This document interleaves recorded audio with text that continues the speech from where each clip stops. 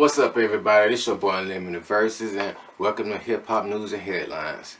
We got a good show. I know it's been a while since I've done this. You know what? Let's get right into it. First thing first, we're gonna start off with Dozer K. Dozer K says I F and quit over Cancer Festival backlash and gets Kodak Black response. Now, Dozer Cat, this is according to HipHopDX.com. Apparently, Dozer Cat is not enjoying her time performing in South America right now. After admitting she gave an underwhelming performance at the Lollapalooza, Brazil, on Thursday, March 24th, she received backlash from her Paraguayan fans after Dozer Cat canceled her set at Hacienda. Sorry if I butchered that place. I apologize if anyone is from there. In 2022, earlier this week, without an explanation, and is now public enemy #1 in the country. Quote, I don't think I gave Brazil a good enough show tonight at all, and I'm sorry for that. But thank you guys for coming out. I effing love you, and thank God we got another show tomorrow. I promise I'll do better. She promised. Dozer Cat quickly reached a boiling point when her replies became flooded with frustrated South American fans. She then pledged to not take another picture with the fan and threatened to quit music amid this effing nightmare.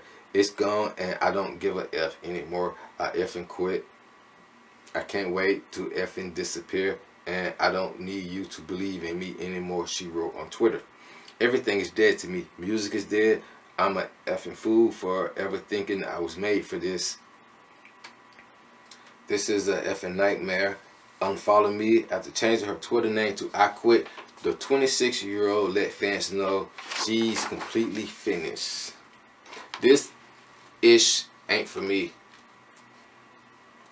So I'm out. Dozer continued. Y'all take care.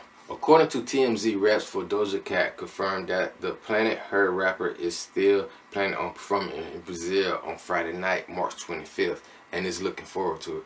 Following her rant, she did receive some support from Kodak Black, who wants to make sure he gets his chance to collaborate with her before she hung up her mic for good. And he said, and I quote, Dozer Cat better not quit music before we do a song together, he wrote. Okay, so I don't know what to say about this. I think this is just something that artists go through. They have these bad times. I don't know how many times that, who was it, Too Short said he was gonna quit, and then he's what, like 11, 12 albums in. You know, it's just one of them things. You know, Dozer Cat, she's a good artist. I remember the first time I heard Dozer Cat was on the FIFA soundtrack, believe it or not.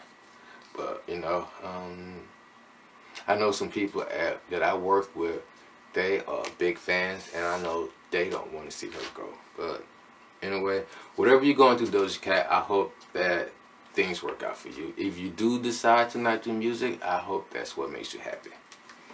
Today in hip hop history, we got a special on hip hop history.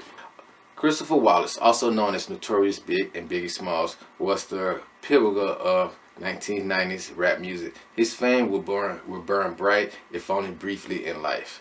Landed as one of the greatest rappers of all time by peers within the recording industry, Smalls' legacy, influence, and success would go on to almost eclipse what he achieved in life ahead of his shocking 1997 murder at the age of 24.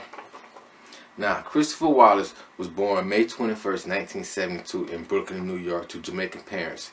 His father's left, like so many other black people or black families during that time, had left his family when he was 2 years old. His mother, Violetta, apologies if I messed that up, taught preschool and worked other jobs in order to give her son a solid education.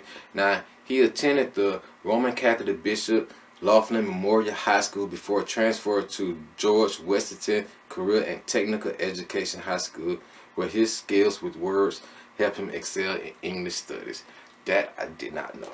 Now, here's something else I did not know. Growing up in Bedford-Stuyvesant neighborhood of Brooklyn, also known as Bed-Stuy, right? Bed-Stuy, who knew? But anyway, Smalls witnessed Small was witness to and immersed in street life from a young age.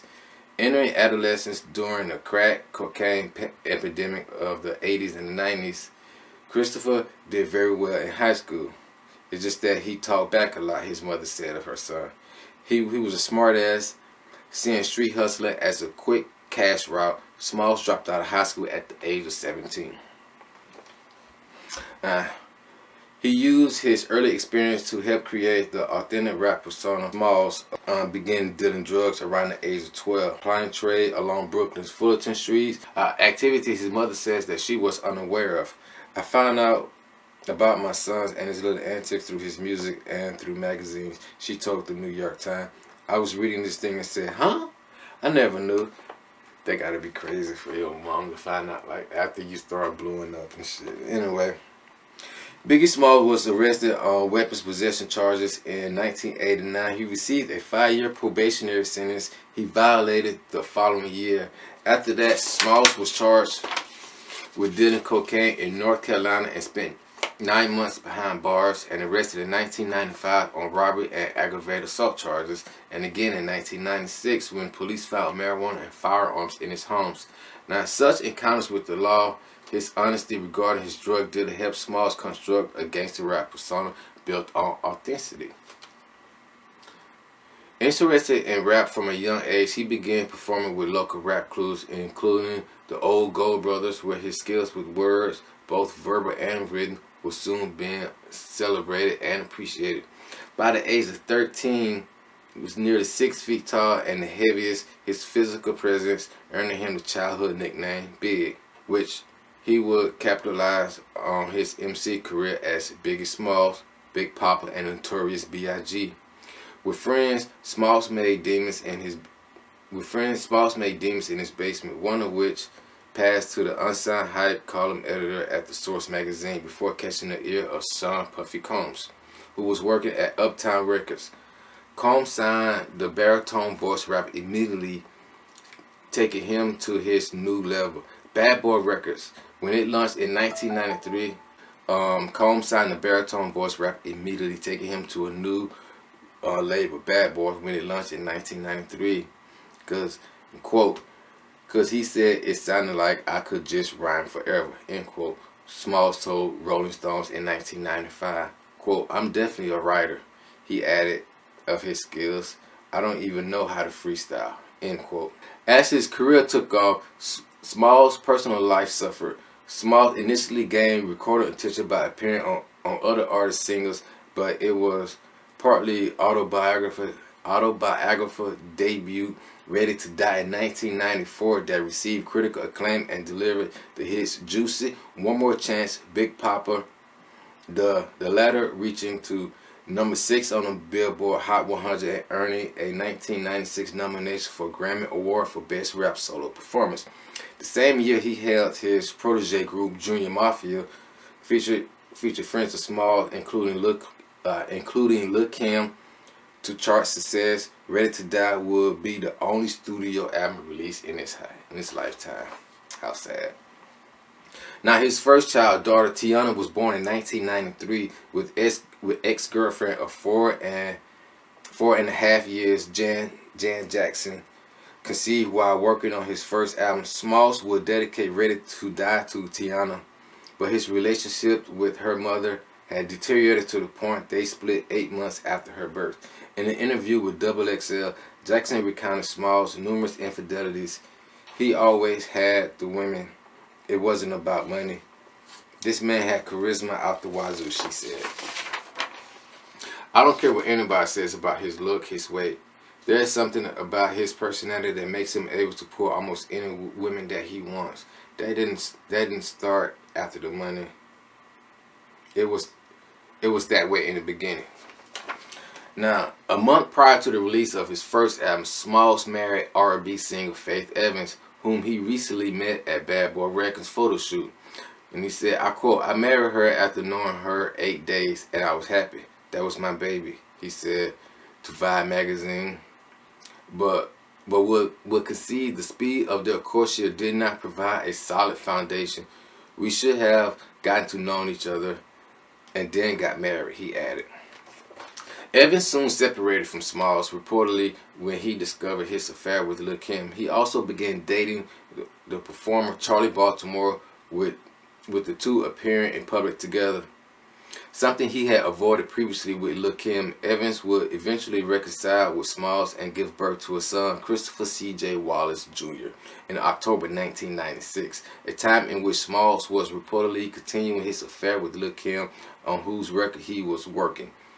Lil' Kim would eventually confirm the affair, and rumors of violence in her relationship with Smalls, revealing that a story regarding Smalls threatening her at gunpoint during a studio session did in fact occur. It happened, she said, during a 2018 interview with Ebro in the Morning, added the recounted story was very close to the truth. He did have a very violent relationship. Biggie Small highlighted both ups and downs of the life. Small exalted the exercise of life a crime could provide, but was lyrically gifted enough to counter such notion by also revealing the downside of such behavior on songs Suicidal Thoughts and Everyday Struggle, in which, according to Smalls, was a real account of a drug dealing setting expectation. Though his success was growing, Smalls reportedly returned to drug dealing in order to make more money following the birth of his daughter Tiana. Upon finding out, Combs is said to have tried to make him stop. Every true hustler knows that you cannot hustle forever. Smalls told Rolling Stones at the time, you will eventually go to jail. If the police or the feds aren't on you, then N-words in the street are. Drawn to the East Coast, West Coast hip-hop rivalry following the success of Ready to Die, Smalls came to represent the East Coast alongside Bad Boy Records, while the rapper and former friend Tupac Shakur and Los Angeles-based Death Row Records were on the West Coast, with both sides taking subliminal and blunt digs against other in music releases, videos, and interviews. On September 7, 1996, Tupac Shakur was fatally shot in a drive-by shooting in Las Vegas, Nevada, and no culprit was apprehended, and rumors circulated that Smalls was somehow implicated in the death due to an ongoing feud. Rumors Smalls refuted. Now, on March 9, 1997, in Los Angeles, Smalls left a Soul Train Music Awards after party early in the morning to return to his hotel. While stopped at a red light, a black car pulled alongside the vehicle in which Smalls was traveling, and the rapper was shot 4 times with a pistol brandished from the parallel car. Rushed to Cedars-Sinai Medical Center, he was pronounced dead at 1:15 a.m. The murder case remains unsolved. 16 days after his death, his two-disc second album, eerily titled Life After Death, was released as planned, reaching #1 on the Billboard 200 chart. It included the hit songs Hypnotized, More Money, More Problems, and As Influential in Death in Life. Smalls' lyrics will be sampled by artists as diverse as Jay-Z, Alicia Keys, Michael Jackson, Usher, and Lil Wayne. Spotify immortalized the Notorious B.I.G. lyrics in stone for Life After Death 25th anniversary. Friday, March 25th marks the 25th anniversary of Life After Death, Notorious Big's blockbuster sophomore album that arrived just days after his untimely death in 1997. Now, to celebrate, Spotify is literally setting Big's legacy in stone by engraving his lyrics onto stone tablets, dubbed Big Life Lessons. The 3-foot-tall stone tablets features 10 of Big's most iconic and instructive rhymes, such as Speak My Peace, Keep My Peace, which is from the track Hypnotized, Never Let Them Know Your Next Move, Move in Silence, this is from the 10 Crack Commandments, Stay Far from Timid, Only Make Moves When Your Heart Is In It, that's from The Sky's the Limit. And it goes on to say, for the 25th anniversary of arguably one of the greatest hip-hop albums of all time, and one of the greatest albums in general, we decided to solidify Biggie's legacy by literally carving it into stone.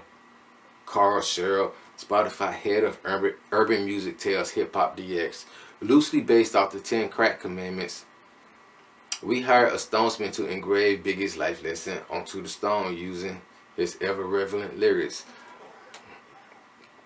A short behind-the-scenes video uploaded by Spotify gives fans a glimpse into the making of big life lessons, showing the stone tablets being cut by hand and his timeless lyrics being engraved, immortalizing the late great Christopher Wallace.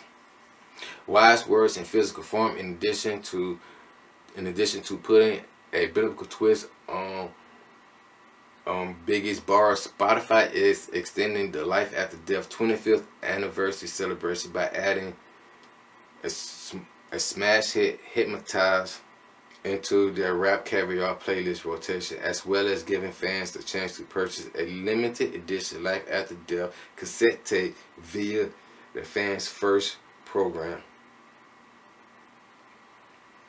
Surfacing catalog albums to our listeners is a big priority for Spotify. We want to make sure the next generation of listeners discover classic albums and artists, as well as remind pre-existing fans of their favorites. Sheriff explains, in addition to the store, we are putting Biggie on our Times Square billboard and various playlist covers, promoting the album across Spotify homepage, and even adding Hypnotized to Rap Caviar this week. We only hope to do him justice. This month also marks the 25th anniversary since Notorious Big was tragically gunned down at the tender age of 24 during a fateful trip to Los Angeles. However, his music continues to resonate in the streaming era. According to Spotify, the late Brooklyn rap legend averaged over 2 million first-time listeners per month on the platform, with Hypnotized, Big Papa, and Juicy ranking as his most popular songs.